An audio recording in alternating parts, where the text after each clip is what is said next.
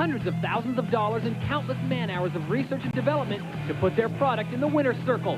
Why bother? The answer is simple: dollars and common sense, as what wins on Sunday sells on Monday. This past summer, Kawasaki unleashed a full-fledged factory effort on the 10-stop Budweiser JetSport National Tour. The result was a national championship in the prestigious 785cc runabout class.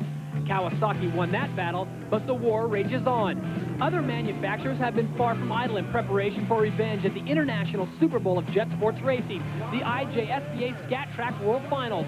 This single event will define Jet Sports Racing's king of the world for both man and machine.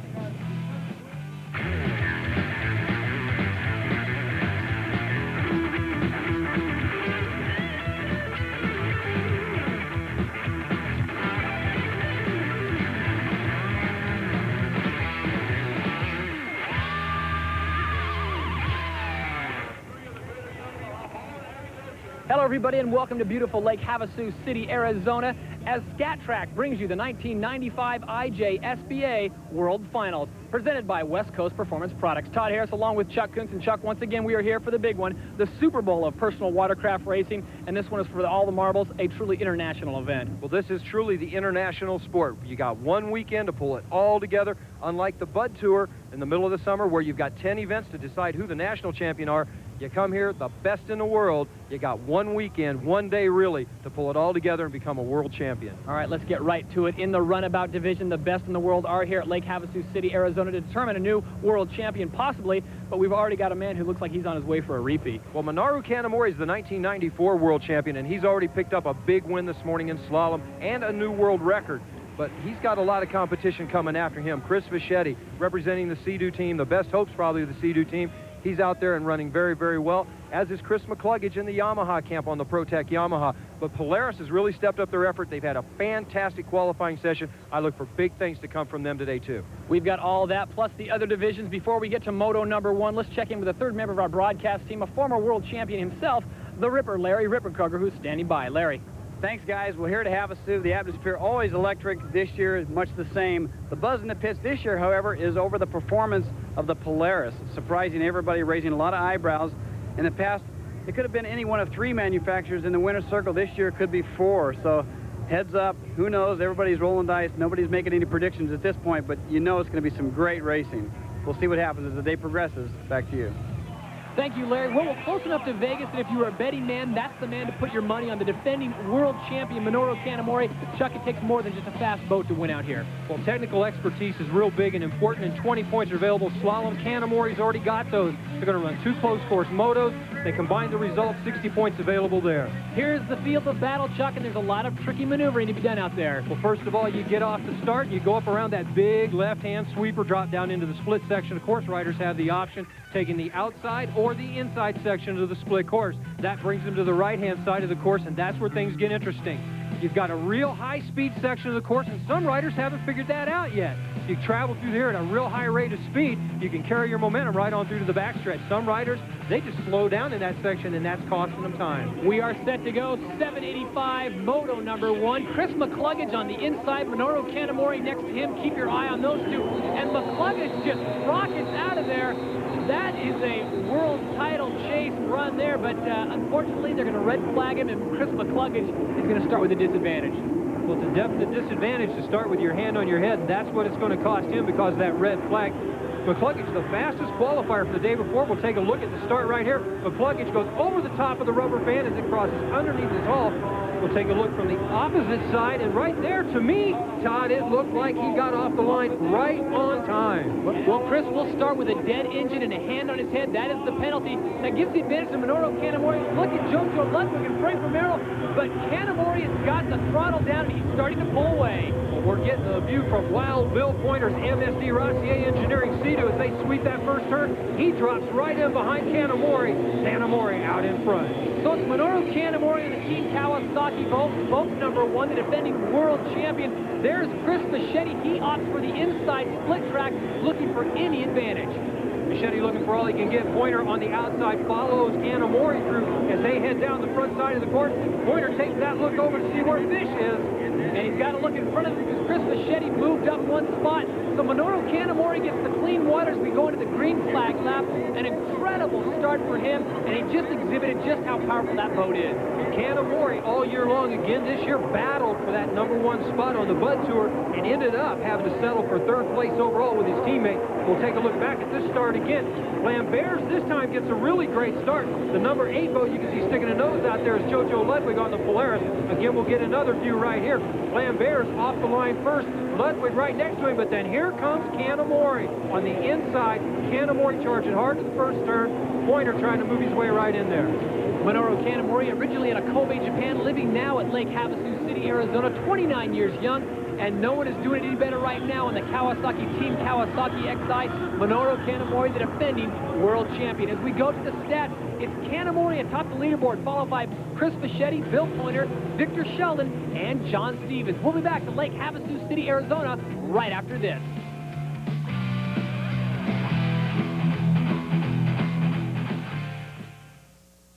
The IJSBA World Finals are brought. Is watching the IJSBA Scat Track World Finals. Todd Harris along with Chuck Kuntz and Larry Rippenkroger. We're in the middle of Moto #1. That's 785 runabout class. Our current leader, Minoru Kanamori. Well, Kanamori in that #1 position and starting to pull away from the rest of the pack. Everybody else trying to chase him down. In 2nd place, the Flying Fish doing everything he can do to try to get there, but it's just not enough. Kanamori hanging on. Chris Fischetti, somewhat of a frustrating conclusion to the 95 Tour, losing the title in Dallas. In 3rd position is Bill Pointer Jr. out of Laguna Niguel, California, and he's about to get some company. Well, off the split section of the course, 888, the Reba Yamaha. Dustin Farthing is giving Pointer everything he could want. Pointer on the outside, now on the inside as they come up on this yellow buoy. It's a tight battle, and Pointer barely hangs on. Well, this is a case of the young and the old. Bill Pointer, been on the tour for many a year, giving a little bit of a dicing lesson to Dustin Farthing, but Dustin Farthing is right on his tail. This is that section of the course where I was talking about earlier that separates the men from the boys, where you can hang on to that throttle, and Pointer, one of the veterans, knows the savvy part of the course. That's exactly what he's doing as he works his way to the backside of the course. Just ahead of Bill Pointer, boat number 300, the West Coast Rocket Ship Racing prep Sea-Doo, Chris Fischetti, looking very strong. And Chris has had some mechanical problems in the past, but right now, he's doing great. The boat's doing great. The pit's got to be happy.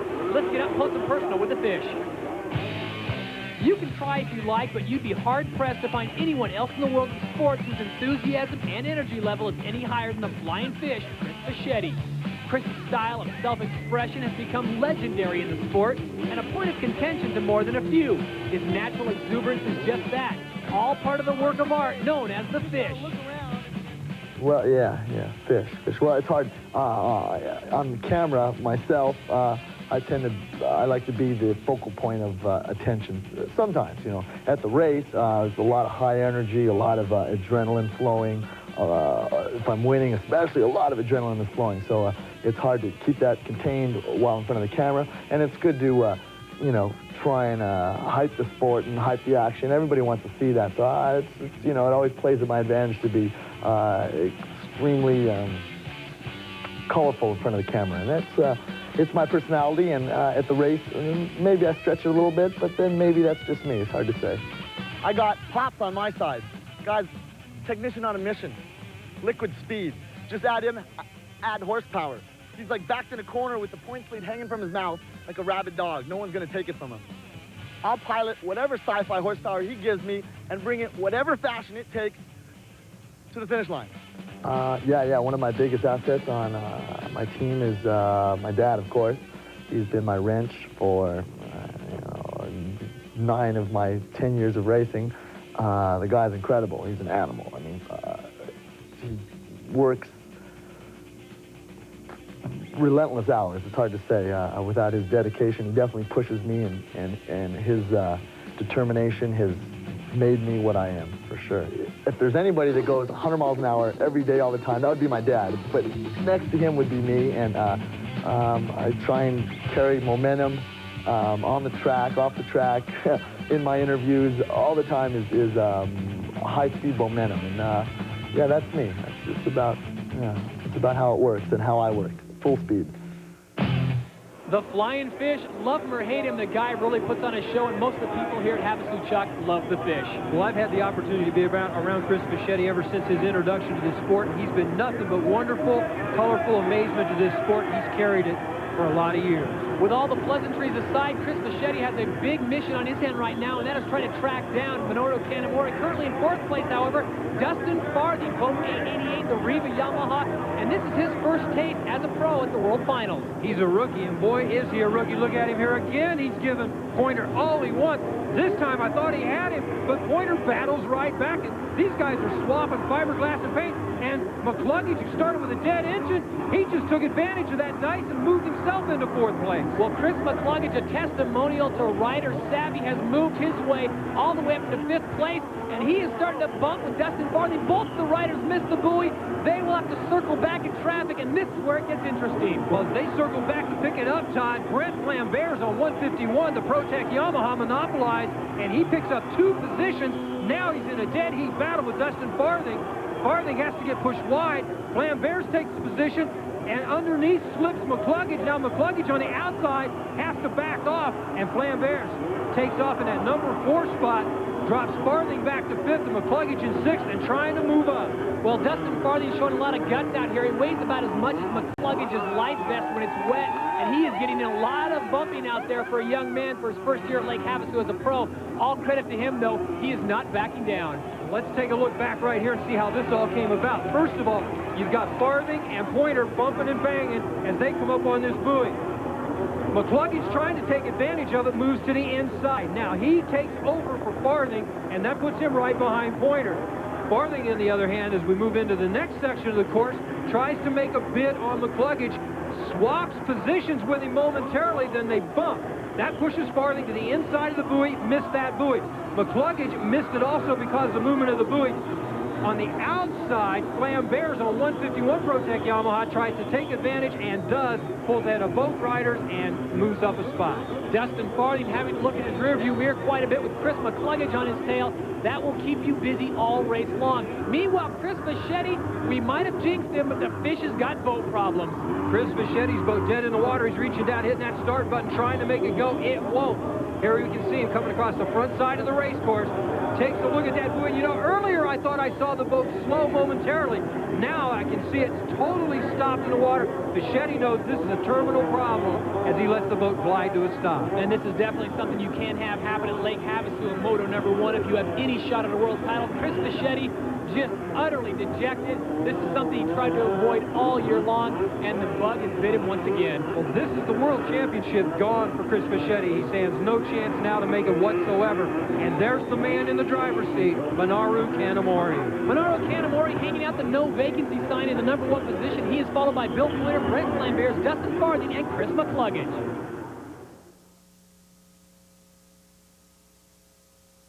IJSBA World Finals. Todd Harris, Chuck Kunze, and Larry Rippenkroger bringing you the action. 1 lap to go for our leader from the start. That's Minoru Kanemaru, boat #1, the Kawasaki, Team Kawasaki XI. While we were away, Dustin Farthing and Chris McCluggage having all kinds of problems. They have dropped back in the pack, but for Mr. Kanemaru, it has not been any better than this, Chuck. From the very start, he has led wire to wire, and his boat has run perfectly. Well, Kanemaru's only got a couple more turns to make. In fact, here they are. He's heading right down. Joe Lezay, checker flag in his hand, and Minoru Kanemaru is going to win Moto #1. He takes a look back, while Bill Pointer is going to claim that #2 spot. So Minoru Kanemaru takes a big step towards repeating as world champion. Bill Pointer puts in a great race. All kinds of other good racing going on out there from Chris McCluggage and Dustin Farthing. But it's Minoru Kanemaru winning, followed by Bill Pointer, Brent Flambert's, Brad Lockhart, and John Stevens in 5th. Minoru Kanemaru and the Team Kawasaki team just gave us a sample of the great racing we've had out here. Let's go ahead and take a look at the cornucopia of racing action here at Lake Havasu. The Pro Runabout 1200 class was introduced to jet sports racing at the beginning of the '95 national season. These bigger displacement boats are somewhat like the 500 class in motocross racing. More horsepower, yet similar hulls to the Runabout 785. Dan Fitzgerald came to the World Finals as the man to beat after a successful national tour campaign. With slalom performance de-emphasized at this year's finals, the motos would determine the world champion. Moto #1 began with a bang as Fitzgerald and nemesis Derek Punchard collided in the first turn. The accident put an end to the day for Punchard as well as Team Kawasaki's 1200 class title hopes. After a restart, Fitzgerald led wire to wire and moved 1 step closer to the title. Finishing in 2nd was Jason Schultz. Moto number 2 was a carbon copy of Moto number 1. Fitzgerald got the whole shot, and Schultz chased him for 15 laps to again finish second. The result, national champion Dan Fitzgerald was now world champion Dan Fitzgerald. Yeah, it was a tough go early on today. I had a collision with a Kawasaki rider, which was unfortunate, but you know, when you got more than one person trying to occupy the same space at the same time, sometimes weird things happen. But I really got to give it to Riva Yamaha Tim Judge. Without the horsepower, I could have never done it. I feel like I'm just steering it around. The boat is just incredible. Congratulations to Dan Fitzgerald and the entire Riva Yamaha team. Here's a look at the overall standings. In the Pro Sport 785 class, it was Chris Fischetti who had won the 95 national title, and he too wanted to add a world crown to his season's accomplishment. The slalom was won by RPM Racing's Rick Quelch of Pittsdown, New Jersey, while the Flying Fish finished second. After 2 red flag starts, Moto number 1 began with Tom Bonacci on the Bullet Marine Sea-Doo out-accelerating Fischetti to the first turn. As the race progressed, Bonacci's Bullet Marine teammate Art Chambers moved into second, and Fischetti had to accept third as Bonacci took Moto number 1. As the races were staged for Moto number 2, 3 had solid shots at the 95 world title, Bonacci, Chambers, and Fischetti. Again, Bonacci hole-shotted, but this time Chambers was in second, and Fischetti was trying to make up for a poor start. Things went from bad to worse for the national champion as misbuoys and an eventual engine failure ended his day. Meanwhile, the Bullet Marine teammates went on to finish first and second. Yeah, it's pretty sweet right now. I can't say enough for the Bullet Marine guys. They got the boat really running. That Sea-Doo HX was just screaming. It just made my job so easy out there. I got good starts in both motos, and just pretty much rode my own race, rode real smooth, and it was almost too easy. Congratulations to World Sport Class champion Tom Bonacci.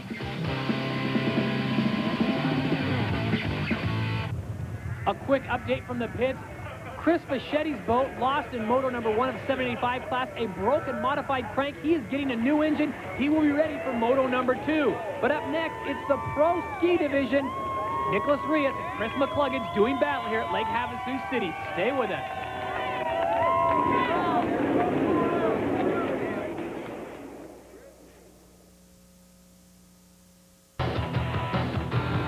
Welcome back to Lake Havasu City, Arizona, as Scat Track brings you the 1995 IJSBA World Finals presented by West Coast Performance Products.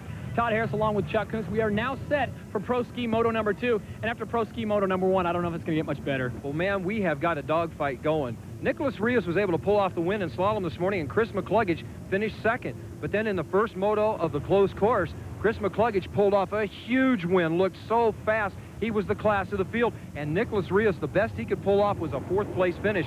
So Nicholas is going to have a real uphill battle in Moto number 2 to try to keep his world championship. Well, the burden really is on Nicholas Rios at this time. He has got to get in front of Chris McCluggage and win this thing outright. There's so many different scenarios, but right now Chris McCluggage is thinking one thing, and that's hole shot. Well, that's all he needs basically to do, and he's doing it right now. Him and Rob Flores side by side. You see Rios move to the inside, trying to get clean water, get a position. It's going to be McCluggage with the hole shot. Flores going to come out second, Rios in third. So it's Chris McCluggage, boat number 1, the ProTech Yamaha, as he leads him into the green flag lap. He will go to the outside as Rios and Flores go to the inside. Rios on the R&D Racing Kawasaki, Flores on the R&R JetTech Yamaha. They're doing battle on the inside section of the split. McCluggage able to get away, coming down to the front side of the race course. McCluggage takes a peek, and he knows he's got him as he blazes right across the front side of the race course. A lot of credit to Nicholas Rios, though. He really came up after a bad start. He is now in the second position, right behind Chris McCluggage. Chris McCluggage all year has been up and down, but here at Havasu, he's really found his groove. Well, McCluggage has won the World Championship for a long time. Last year, we thought he had it, and then he lost it in the tiebreaker scenario. Rios, though, is just dogged determination, doing everything he can, trying to reel him in. Rios has got to win this race in order to take it away. As we go back to the start, Chris McCluggage holding nothing back. He was right on top of that start, and he's getting some company from good friend Rob Flores. McCluggage up quickly on that boat. You notice he's in a crouch. Flores took a little longer to get up. The horsepower is almost even. They're side by side. Now the spray's starting to kick up from McCluggage's boat. Flores drifts out to the right to get away from that spray. When he does, that opens the door for McCluggage. He stays on the power and drives away. Chris McCluggage, young 21-year-old from Naples, Florida, the 94 Pro Ski National Champion, looking for a world title here, and I'd say Chucky's got a good leg up on it. We're going to get a freestyle performance timing machine lap time on McCluggage as he makes his way down the front straightaway by the tower, shuts it off at 113.4 lap. In moto number 1, he turned a 113.8, so in moto number 2, he's 0.4 of a second faster. If you're rooting for Nicholas Rios, that does not bode well. Chris McCluggage getting faster is a thought that keeps a lot of riders awake at night. Nicholas Rios, though, hanging in there. He is looking for some kind of gap, some kind of mistake that McCluggage makes, and he will be there to take advantage of it. And you can see how the water conditions play a factor. In second place, you see Nicholas Rios, and he's having to battle the conditions that's set up by McCluggage as McCluggage continues to lead with the smooth water.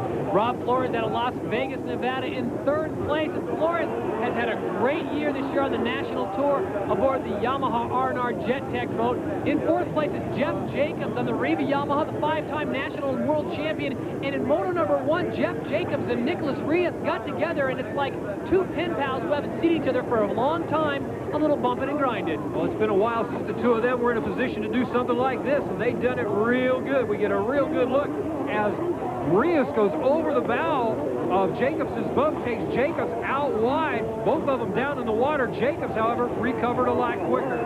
Talking with the Jammer earlier in the day, made a few comments that really surprised me. I think experience is overrated, to tell you the truth. I mean, when you're up on the line, and if you want it bad enough, I don't care if you've been in it for 20 or 30 years, if you want it bad enough, you can attain it by having a good frame of mind.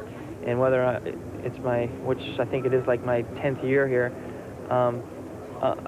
I could trade that in for some, you know, some youthful experience as far as just getting out there and wanting to win because I've never won before. I could trade that in for some of my experience. I wish I could, but it's a give or take, and I mean, it's anybody's game. You just how bad you want it is what you're going to get out of it.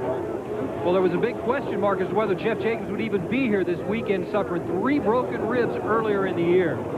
Right now, though, it is Mr. Healthy, Chris McCluggage in the lead. Right now, boat number 1, the ProTech Yamaha out of Naples, Florida, the 21-year-old, looking very youthful and very hungry for a world title. As we go to commercial, let's check the leaderboard. It's Chris McCluggage, Nicholas Rios, Rob Flores, Jeff Jacobs, and Todd Ross. More racing right after this. ESPN's coverage of the 1995 IJSBA World Finals from Lake Havasu City, Arizona. Todd Harris, Chuck Kuntz, and Larry Rippenkerger bringing you the action. Right now it is Chris McCluggage bringing the noise on the rest of the pack. He is our leader in the Pro Ski Division Moto number 2, followed by Rios, Flores, Jacobs, and Todd Ross. Well, McCluggage is definitely doing everything he needs to do. Now it's up to Nicholas Rios. The last part of the race is now coming up. Rios has to get on the gas and get him, or the title goes to McCluggage. Rios in the past has had history of fatigue problems in the latter part of races. Chuck, is this what we're seeing here? Right now he seems to be looking real strong. He doesn't seem to be favoring his back or his legs. He's riding hard. He's in a good riding stance, kind of leaning forward into the handle pole, keeping the nose of the boat down. He's just looking real strong, and it's going great. Let's take a moment to get up close and personal with this French sensation. It was only a few years ago that the young Frenchman Nicholas Rios made his debut in the U.S. and at Lake Havasu for the World Final.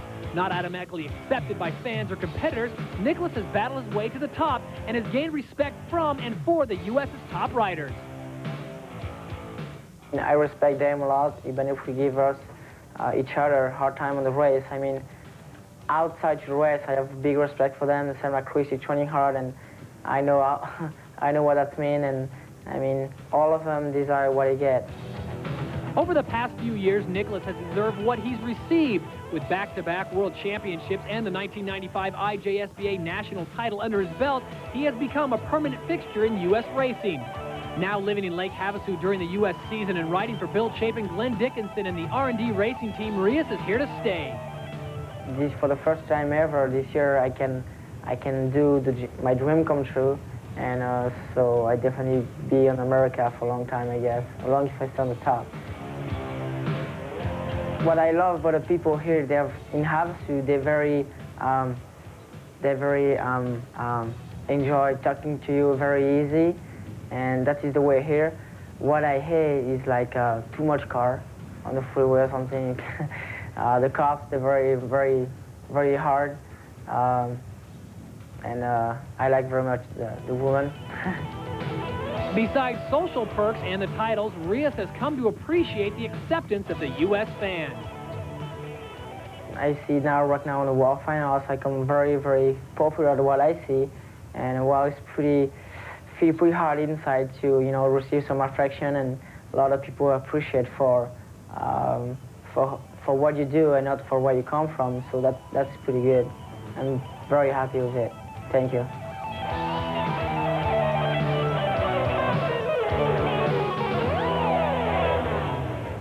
And there sure are a lot of fans out there that would like to see Nicholas Rios three-peat.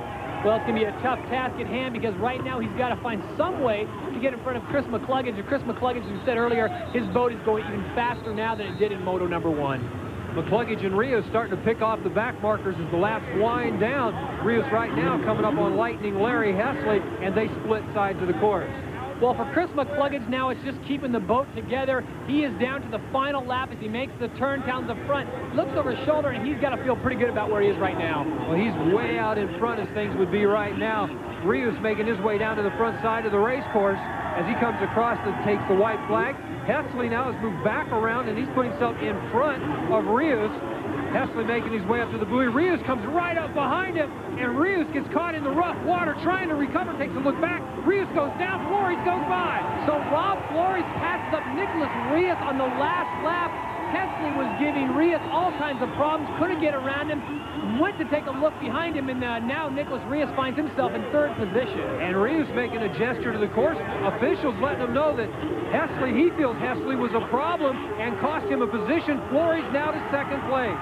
So Rob Flores benefits from the Hesley-Rios debacle. He moves into 2nd place, and for Rios, the day is just getting even more frustrating. Well, we're going to take a quick look back at this right there. Hesley slowed down coming to that yellow buoy. Rios didn't anticipate it.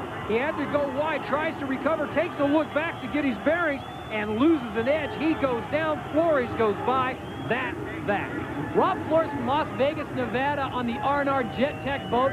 Brought some fans out with him today, but right now the man of the hour has got to be Chris McCluggage. He's got one more turn to go, and he will be the world champion.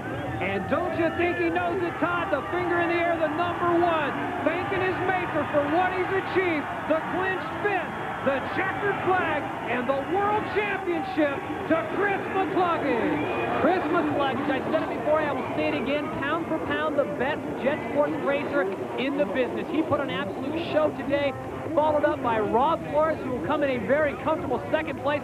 For Nicholas Rios, though, the day went from bad to worse. Well, Rios did everything he needed to do. He rode his heart out, probably the best conditioning of his career. He's not happy, and he's letting the officials know.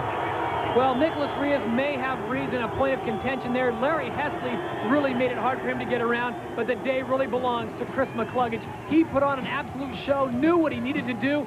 Somewhat of an underdog. He comes out and wins it, followed by Flores, Rios, Jacobs, and Todd Ross.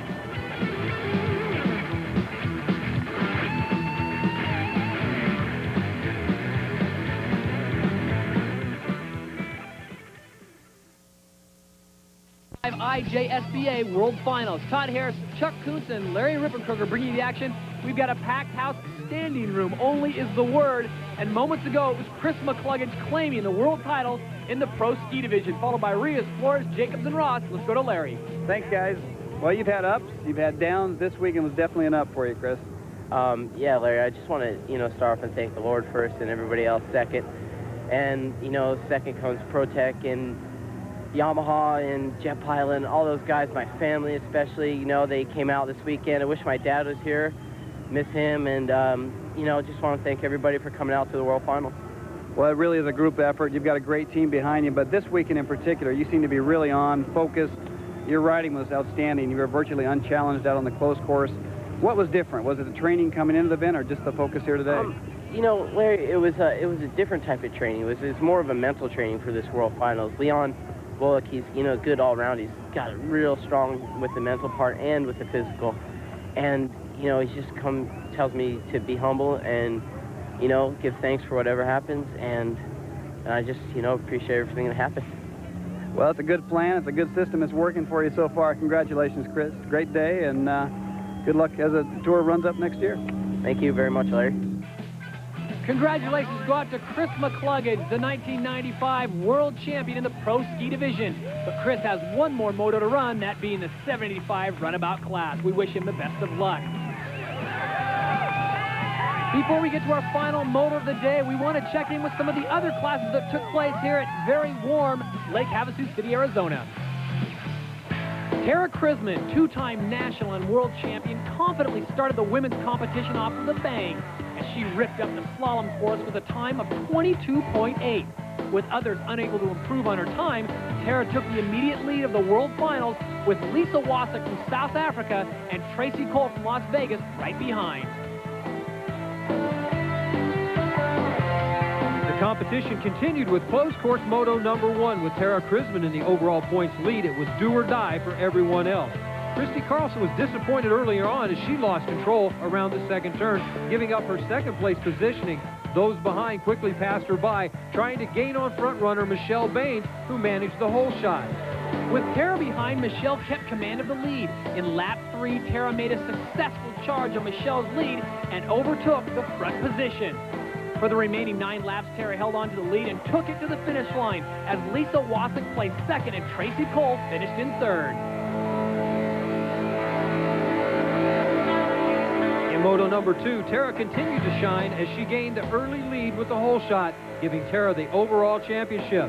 Though Christy greatly improved her showing in moto number 2, finishing in second place, it was just too late for her to be any kind of threat to Tara.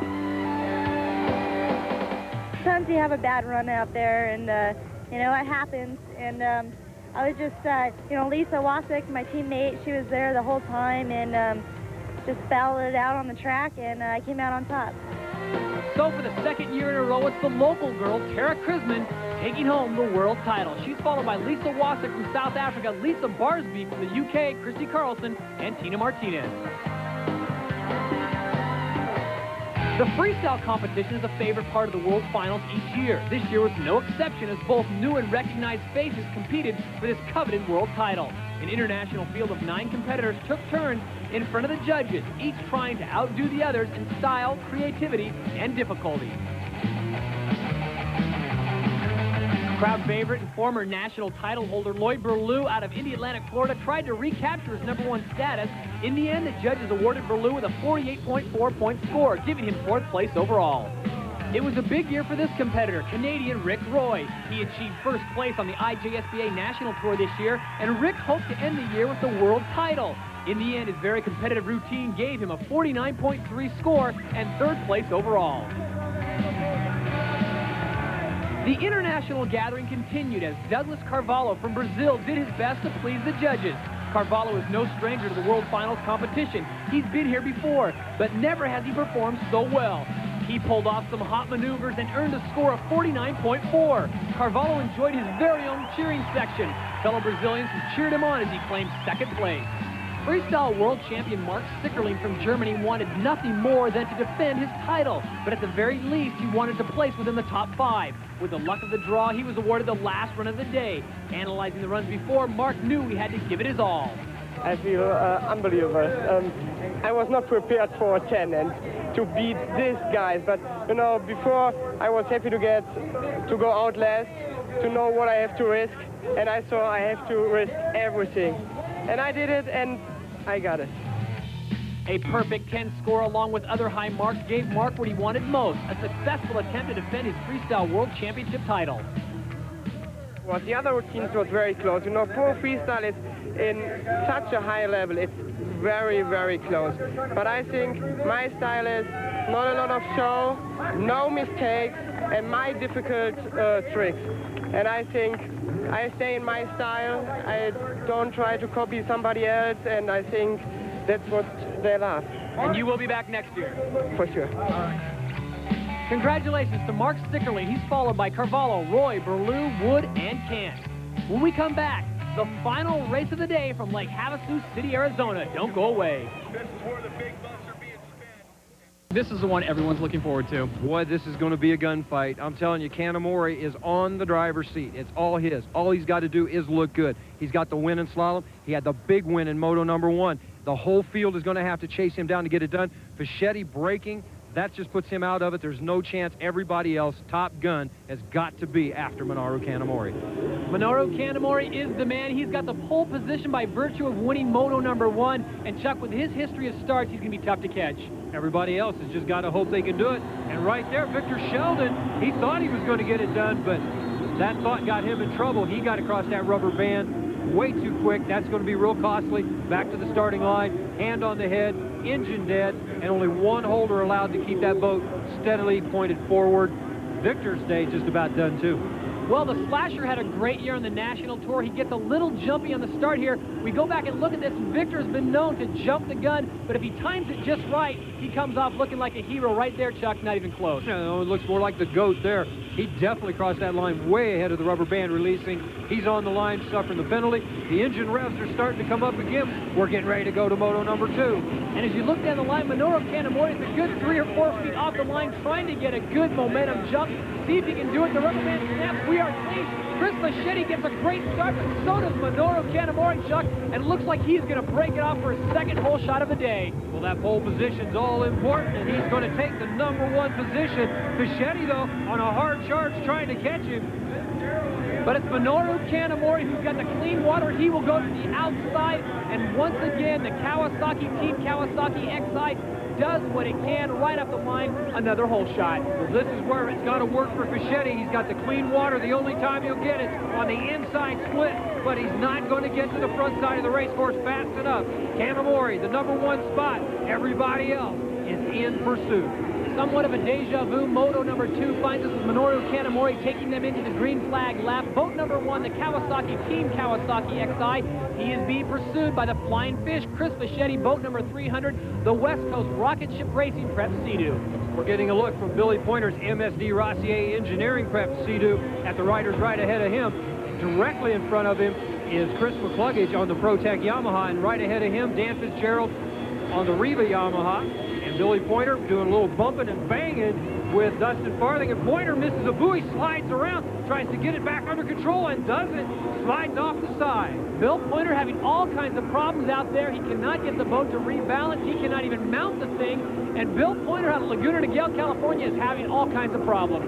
Well, he's finally back up on board. He's got to get the tether reattached, press that start button, get it relit, but he has lost a tremendous amount of position in his very tight first couple laps of racing. And that is something you don't see from Bill Pointer very often. He is very precise, a very calculated rider, and right there it just looks like he just lost his balance and went over. Well, first of all, he comes in right here charging too hard. He catches an edge that slides him inside the buoy. He circles back quickly to try to get it, almost loses his balance, it goes over the nose. Then his weight transfer goes to the left side of the boat. He's lost forward momentum or drive on the boat. The boat just goes out of control, rolls over on its side. He gets dumped off, tries to climb back on, and just loses all kinds of time and position. All kinds of time and position. You aren't kidding, Chuck. He lost everything. He is now in dead last. Bill Pointer has moved from 5th to 14th. So that was a 9-place bobble for him. Meanwhile, the battle's really heating up for 3rd. This is Chris McCluggage closest to us. Dan Fitzgerald on the outside. These guys battling again, as you said, for 3rd place. Fitzgerald able to just hold on. They were doing a little paint swapping, fiberglass banging going down that backstretch, but they've got it back under control, taking the split section of the course. Let's see which one's faster through the split. Chris McCluggage opts for no more of that banging stuff. He's going to try a cleaner track. He's going to the inside. Dan Fitzgerald to the outside. Dan Fitzgerald's got to deal with Chris Fischetti in front of him. So Chris McCluggage really has an advantage with some cleaner water. Let's see if he can make it pay off. Well, if anybody can make it work, it's Chris McCluggage, a very heads-up rider. He works his way down the inside section of the split course onto that front straightaway, and he does take over the #3 spot. So Chris McCluggage, the 21-year-old out of Naples, Florida, inherits the 3rd place position. It's the Mac Attack looking very good here at Lake Havasu City, Arizona. He seems to thrive under pressure, and he is doing just that today. He's already claimed the world title in the Pro Ski division, and he's looking pretty good here in Pro Runabout. Our standings look like this. Minoru Kanamori, Chris Fischetti, Chris McCluggage, Dan Fitzgerald, and Victor Sheldon. We'll be back with more racing right after this. IJSBA World Finals from Lake Havasu City, Arizona. Todd Harris, Chuck Kuntz, and Larry Rippenkroger. And the sun is out, and you know what that means? great personal watercraft racing, and right now it is all Minoru Kanemaru in the 785 runabout class. Boat number 1, the Kawasaki, Team Kawasaki XI from the start. And Chuck, he does not look like he has any problems. He's been the dominant force in runabout racing this weekend at the World Finals. Everybody else has been trying to figure out a way to get him. Victor Sheldon trying to get up there, his teammate, but it's just not enough time left for him to get there unless Kanemaru makes a major mistake. All the credit in the world to Victor Sheldon. He started with a dead engine, hand on his head. He is now in 5th place in the 785 class, so a lot of credit goes to Victor, but I think the world title is just out of his reach today. Well, Victor Sheldon's doing the best he can do to try to get there, but so is Chris McCluggage, hot on the gas, already got 1 world title, would love to get 2. Right now, he's definitely right behind the Flying Fish, Chris Fischetti. And if he could only get around the Flying Fish, he'd be putting the pressure on Kanemaru for the #1 spot. Should Kanemaru have any kind of a problem, McCluggage would be in a position to claim his 2nd world championship in the weekend. Well, Chris McCluggage this time decides to go to the outside, Chris Fischetti to the inside. Earlier, he used the inside to get past Dan Fitzgerald. Let's see if he can do it on the opposite track. Well, Fischetti's making his way down that inside section of the split. Now he's just taking a look over, shakes his head, and there's McCluggage, and McCluggage goes by him into 2nd place. So now Kanemaru's title could be in jeopardy if anything goes wrong with that Kawasaki. Chris McCluggage not making this easy for Kanemaru. I'm sure he'd like to just finish off the last few laps and stroll home with a world title, but McCluggage is not going to let that happen. Chris Fischetti just happy the boat is running. He had to drop out of the first moto. He now drops into 3rd position. Now he tries to get back to 2nd position from Chris McCluggage.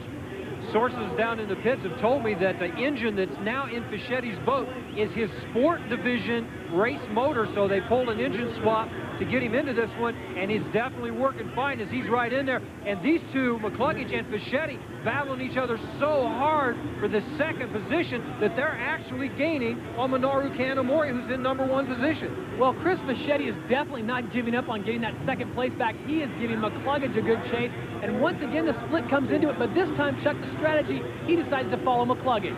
Well, this time he just doesn't feel, I guess, he's got an advantage, and McCluggage made a mistake. He missed the buoy, circle back to pick it up. Fischetti now back to 2nd place. Well, for a guy who didn't finish moto #2 and has a different engine in his boat, he's not doing too bad, Chuck. That's his backup Sport Division race boat motor they've got in there. The engines, though, pretty close to the same, just different hull types. Well, Minoru Kanemaru continues to lead this race. The story, however, is Chris McCluggage and Chris Fischetti, as they are putting on somewhat of a clinic on position swapping, jockeying, and Chris McCluggage is now right back behind Chris Fischetti. We're going to take a look back at this missed buoy incident. You can see McCluggage right there makes that hard right-hand turn, but comes up short, slams into that yellow buoy, and comes out on the wrong side, has to circle back and pick it up. Fischetti right on by and continues on. So he follows McCluggage on the outside portion of the track. It pays off. McCluggage makes a mistake, which he is at times prone to do. But Minoru Kanemaru, no mistakes this time. He's making it interesting whether he's letting off the boat a bit, Chuck, to save it or not.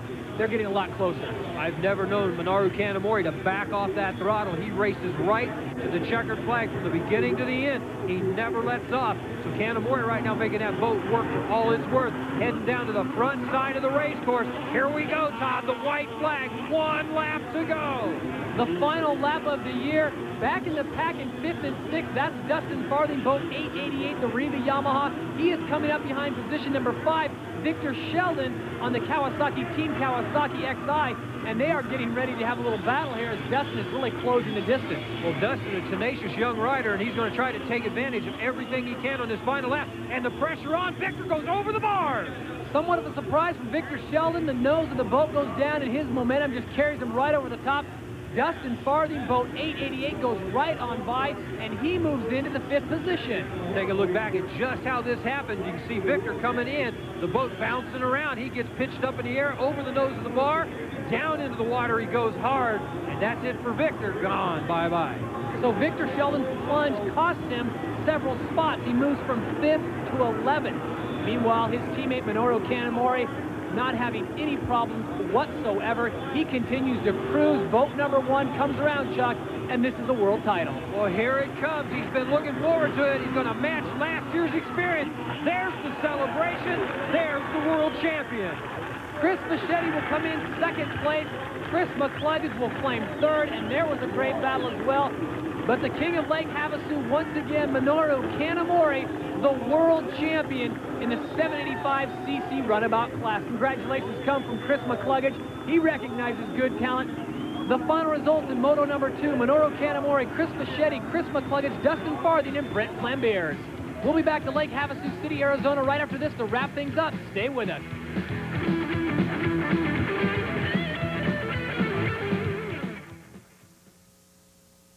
And by West Coast Performance Products, better by design. Welcome back to Lake Havasu City, Arizona. Moments ago, it was Minoru Kanamori making a clean sweep in the 785 class. He won everything there was, and now he's standing by with our own Larry Ripperkroger down in the pits. Larry.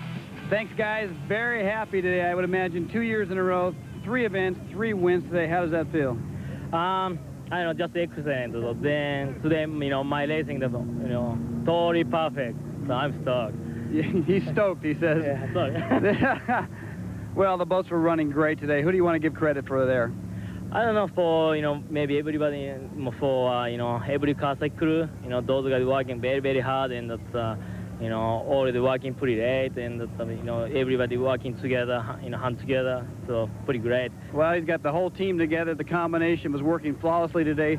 3 wins in a row. It's hard to top that, but he'll be back next year. He's hungry for a national. 2 world titles under your belt. Hard to top that. A great day here. Minoru Kanamori, congratulations. Back to you. Thank you, Larry. Congratulations to Minoru Kanamori, the winner in the 785 runabout class, defends the world title. Havasu once again lives up to all expectations. It sure does, and Chris McCluggage finally redeems himself for that championship that slipped away in a tiebreaker last year. He's now a world champion, too. We want to congratulate all of our competitors and world champions here from Lake Havasu City, Arizona. On behalf of Larry Ripperkroger and Chuck Kuntz, I'm Todd Harris. We'll see you next time right here on ESPN.